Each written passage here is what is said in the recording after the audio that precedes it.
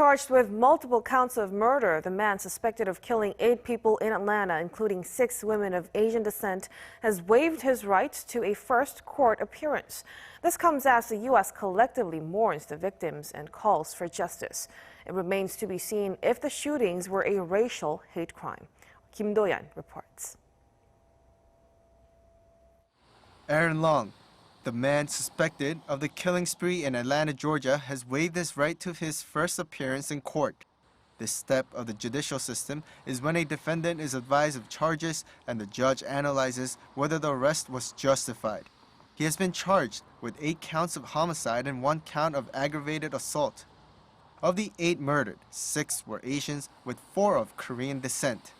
The federal government has joined in the mourning for the victims. President Joe Biden directed that flags on federal grounds be flown at half-staff through Sunset Monday as, quote, a mark of respect for the victims of the senseless acts of violence. In addition, Biden will be going to Atlanta on Friday for pre-planned COVID-19 related business in the area, but he's decided to meet with Asian American community leaders while there. Vice President Kamala Harris will be on this trip as well.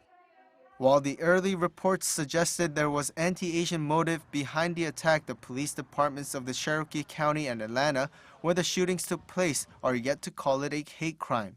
We are looking at everything to make sure that we discover and determine what the motive of our homicides were. I'm not sure about any mental illness. All we do know is that he did purchase the gun the day of the incident.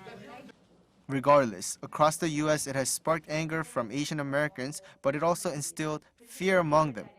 That being said, leaders stepped up to join hands. Because if you justify hate to anyone, you justify it to everyone. And we that have been the targets of hate should not let our Asian American brothers and sisters stand this alone.